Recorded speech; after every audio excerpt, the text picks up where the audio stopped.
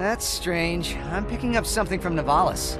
It appears to be some sort of distress signal, but it is being jammed using a Blargian signal dampener.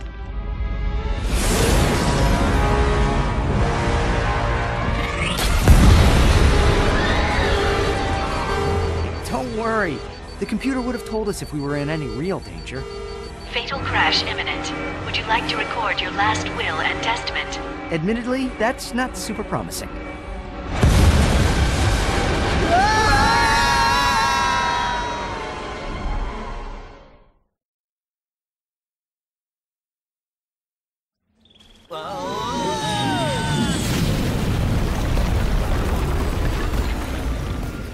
Well, it's damaged, but I fixed worse. Come on, maybe there's someone in town who can help us. Wait a second, is that raritanium? Maybe we should upgrade our weapons first. Oh my god. Raritanium, yes! Raritanium. Love it. That's up there with unobtainium. So on top of gaining experience from just general use and upgrading that way, you can upgrade your weapons using raritanium, which actually predates unobtainium. Really? Yes, it does. Oh, was it in the very first Ratchet and Clank game, which came out in 2002. So I can't believe James Cameron ripped off Ratchet and Clank. I mean, I can. Yeah, I mean, yeah. You gotta. I mean, everyone's got a place for their ideas to come from. But yeah, this upgrade system is ripped straight off from Into the Nexus. Okay. You get raritanium. You can circle these yellow question marks, and they have special upgrades that you can't buy with raritanium. You just have to buy all the upgrades around them. Was Into the Nexus the previous game, or? Yes. Okay. Also, here are the new weapons. We have the flamethrower, a proton drum, which is good, and here's the DLC weapon we're not going to be using for another, like, 5 episodes. Bouncer. Yeah. People who have played the previous Ratchet and Clank games are going like, buy the fucking bouncer. You fucking... Gah! Man, all the weapons look really good. Yes. Weapon design is pretty solid. Yes, it is. If there's one thing every Ratchet and Clank game has done very well, it is weapon design. Okay. Cool. Oh, look at that! Yeah. Nice! That and is the swimming awesome. Swimming controls are really good! Were they ever previously bad? In the PlayStation 2 games, they were really bad, yes. Okay, yeah, that makes sense. So, for this game to have good swimming controls, it's like Ratchet and Clank 1 with good swimming controls, that's worth $40 right there. Hey, I mean, it's almost like games developers are learning that if you're gonna do swimming in the game, then it should probably control as well as walking. Probably. Which is only a recent thing that, like, games developers seem to be learning. But no, Super Mario 64 did swimming this way, so obviously... Yeah, I know, like, that's one thing that has always really confused me with, like, 3D platformers. I know. Mario 64 had really bad swimming. Like, awful swimming. I mean, it was okay in comparison to other games that had swimming. Because basically you just point Mario in a direction and you press the A button to go in that direction. I don't know, like, I still don't like Mario 64 very much. I don't think it's aged very well. Yeah, no, it hasn't aged very well. And then, like, the older it's gotten, the more apparent it's become that it was literally just, like, a tech demo for the N64 to show, like, what it was capable of. Yeah, like, people look at me really weird when I say Super Mario Sunshine is better than Mario 64, and they're like, really? And I'm like, have you played Mario 64, Mario Sunshine? Like, yeah, Mario Sunshine is, like, I've said this before, but Mario Sunshine gets, like, more stick than it deserves. Yeah. Because, like, Super Mario 64, as, like, much acclaim as it got at the time, that's a tough act to follow. Anyway, so this metal box here can only be damaged by explosions, and this thing is really sneakily teaching you some walls can be blown up. Hell yeah. More collectibles? Yup. Yes. I like the collectibles in this game actually, like, do something. There's, like, a point to getting them. As opposed to, like, collection for completion's sake. Yeah, I think I forget to look at the cards this episode. I know there's definitely one later where I accidentally forget to look at the cards before I end the episode. But, well, as long as you do it at some later point in the LP, I suppose I can forgive you. Yeah, no, like, it's a regular thing I'm doing, because, like, even though the upgrades aren't that great, they're kind of handy to have, because there's, like, one upgrade that's, like, drops cards by an extra 5%, and it drops, like, 5% more money, and it's stuff like that. Yeah, okay. Man. You know, like, Ratchet and Clank really seems like the kind of game I'd be really into, and I don't... Like, the reason I never played, like, any of the PS2 games or the PS3 games is because, like, I got a PS3 in 2009, so I was really late to, like, PlayStation. I had never owned a PlayStation console before that. So, yeah, this... Once you get a PlayStation 4, this will be the perfect place to start up. I mean, I could quite easily... Oh, what, wall jumps? Yeah! Damn! You can only wall jump on certain surfaces, but, I mean, it's there. It's cool. Yeah, that is cool. I mean, I could quite easily probably buy a different, like, a previous Ratchet and Clank game on the PS3. Yeah, like, all of them are available digitally. But, like, this seems like a good, like, starting point, because it's literally, like, the start of the story. Yeah, exactly. And it's also a revamped start of the story, so that it, like, not everybody is a gigantic, horrible asshole. It's only the people who are supposed to be gigantic, horrible assholes that are gigantic, horrible assholes. Because, like, that's a big thing. I'm gonna spoil a little thing right now. Like, a big side plot of the first Ratchet and Clank game was that, like, at some point something bad happens, and Ratchet and Clank get in a huge fight, and like, Ratchet is just so terrible to Clank for, like, half of the game. That does not happen at all in this game, and that does not line up with the characters, like, the characters that are being portrayed here. Exactly, and that's why they remade the game, because, like I said, the first games are really weird, and especially the original game.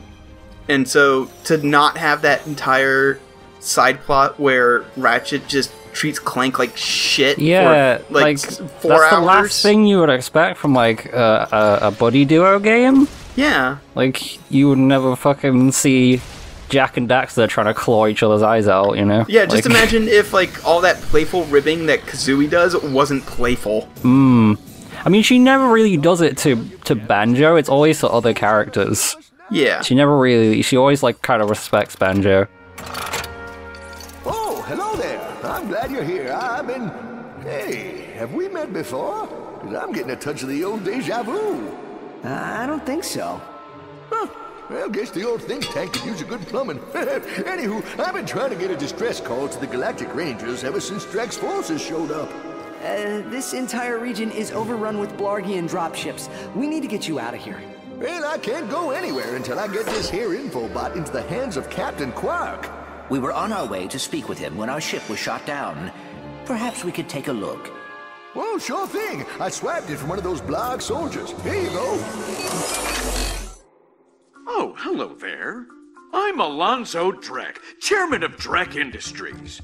Many of you may be wondering, why are 300 heavily armed warbots marching ominously towards a Class G dread ship? The answer is simple, friends. Progress. Years ago, we were driven underground by pollution that may or may not, but most definitely was, caused by my father's company. Since then, we've shifted focus from robotics to planet building. Now that our project is nearing completion, we must do everything possible to stay on schedule. In this case, it means our friendly army of warbots must vanquish those who would seek to stop us. Good news? They don't know we're coming! So sit back, relax, and take comfort in the knowledge that Drek Industries is working for you! Drek Industries is not working for you. I see you're having a little transportation trouble. Why don't I meet you by your ship? We'll get you squared away and ready to fly. Geronimo! Did that guy just slide down a sewer pipe? Well, it does look like the fastest way down. Let's give it a shot. So, here we go down a sewer pipe! Oh shit, yeah! Yes. And the best part is there's a nice. ton of bolts on the way down. There's like 1,000 bolts. Oh, this is awesome.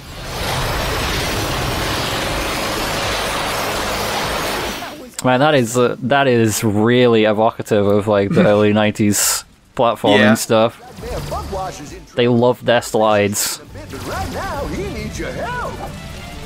So, Mayor Buckwash is voiced by Invader Zim. That is a lot of bad. And it's Isn't really there another obvious. character that's voiced by him?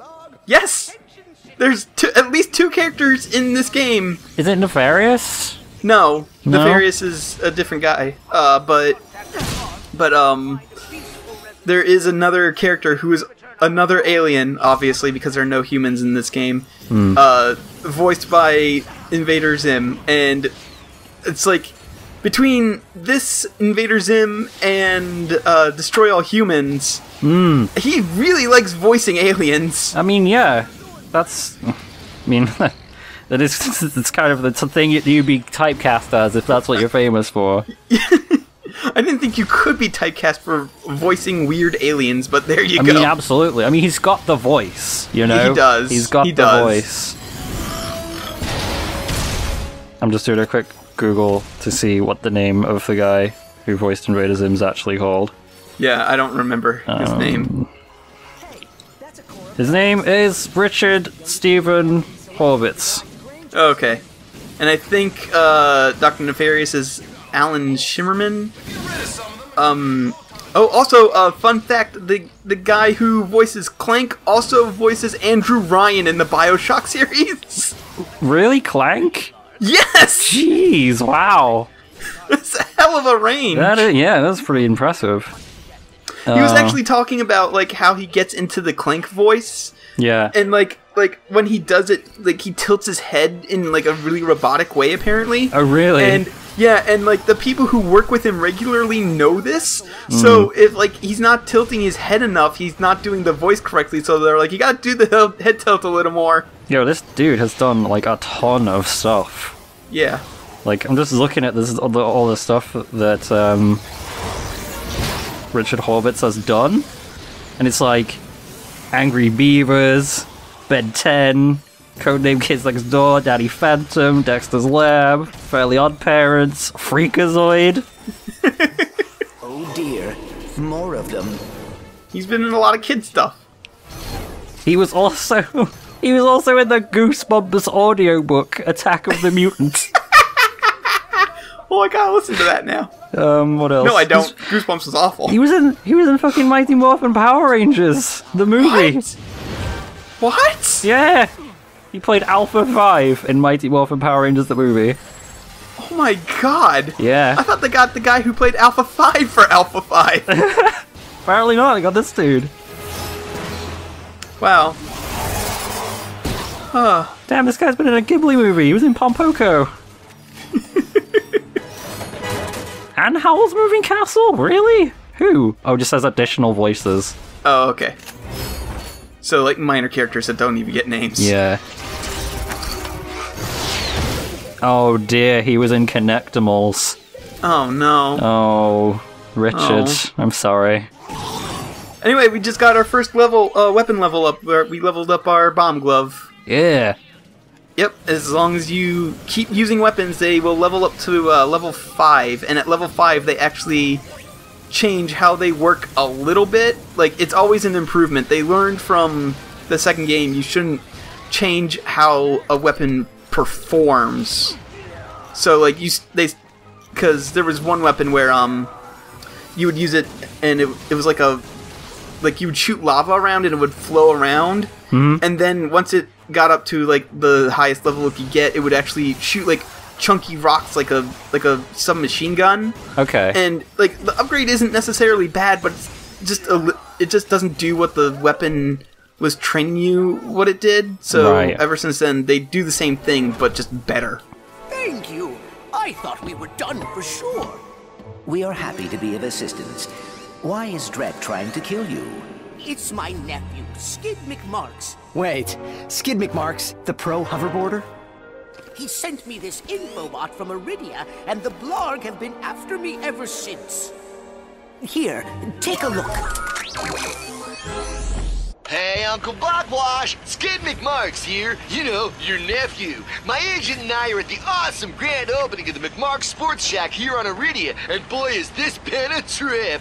I've gotten to meet all kinds of people. Fans, celebrities, my Gadgetron sponsors. I even got to sign autographs for these odd-looking creatures called the Blarg. I guess they're doing something here on Iridia. Wait, hold on a second. Hydro Harvester Super Illegal Water Displacement Apparatus. I don't think I was supposed to have this. Stop him! He's got the schematics! Help! Someone, call my agent, call my publicist. Actually, don't call either of those people. Call someone who cares about me. I don't want to die! Sounds like Skid McMarks is in trouble. We gotta get to Iridia. Press what to bring up the map? Oh, that's the touchpad on the touchpad, okay. The PS4, yeah. It looked like a keyboard. It was like, wait, you just slam your hand on the keyboard to bring up the map. Bam! I would actually do that, but I don't want to spike my audio. No, yeah, same. Was rescued by a furry hero and his robot friend. I will now resume regular office hours, which is every third Tuesday from 10. That's Invader Zim. That's the dude. That's him right there. Yeah.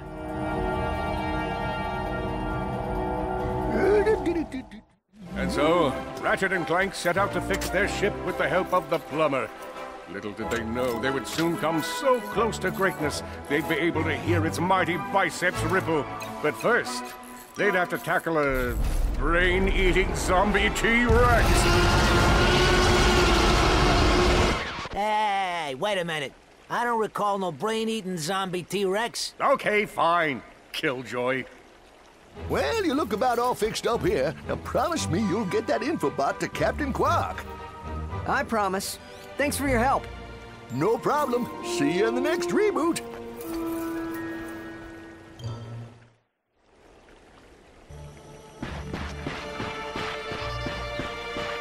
I got an idea. Anyway, before we go traipsing around the galaxy, I'm gonna get this secret thing for the combustor. Nice. Yeah. Just a range extender, but cool. It's worth it. Yeah, that seems like it'd be a handy thing to have. It does not have a great range otherwise. Hit things from further away.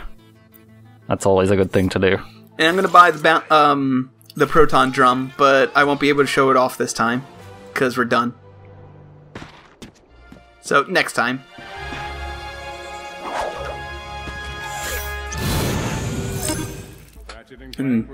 This is the world. This is the galactic map, so it's basically the level select. Okay. You can backtrack and stuff, go find stuff that you've missed. It's nice. Yeah. Kind of surprised this game doesn't have like a hub.